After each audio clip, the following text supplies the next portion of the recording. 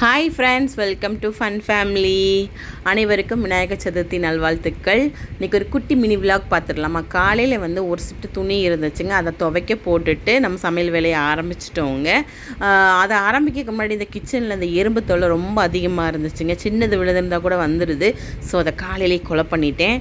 அப்புறம் பார்த்திங்கன்னா ஆம்லேட் தாங்க போகலான்னு சொல்லிவிட்டு பெரிய வெங்காயம், அப்புறம் பச்சை மிளகாய், கொஞ்சமாக உப்பு, ஒரு 3 முட்டை அடித்து நல்லா ஆம்லேட் போட்டு எடுத்துக்கிட்டேங்க. மோஸ்ட்லி அவங்க வெளியூர் போயிட்டாங்க அப்படின்னா நாங்கள் சிம்பிளாகவே சமைச்சிக்கிறதுங்க. ஒரு சொந்த கதை பார்த்துக்கலாமா.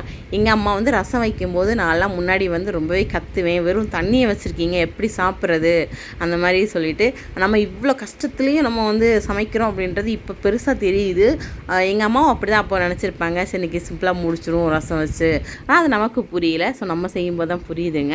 அப்புறம் பார்த்திங்கன்னா பக்கத்தில் சோறும் வச்சு முடிச்சுட்டேங்க. எங்கள் வீட்டில் எங்கள் குட்டி அம்மாவுக்கு பெரிய அம்மாவுக்கு வெங்காயம் போட்டால் பிடிக்காது. ஸோ அவங்களுக்கு வெறும் உப்பு மட்டும் போட்டு அவங்களுக்கு எடுத்துட்டேங்க. வச்சு சாப்பாடு ஊட்டிட்டு செம்மையாக சாப்பிட்டாங்க 2 பேரும். இந்த வீடியோ பிடிச்சி லைக் பண்ணுங்கள், ஷேர் பண்ணுங்கள், மறக்காமல் சேனலை சப்ஸ்கிரைப் பண்ணிடுங்க. பாய்.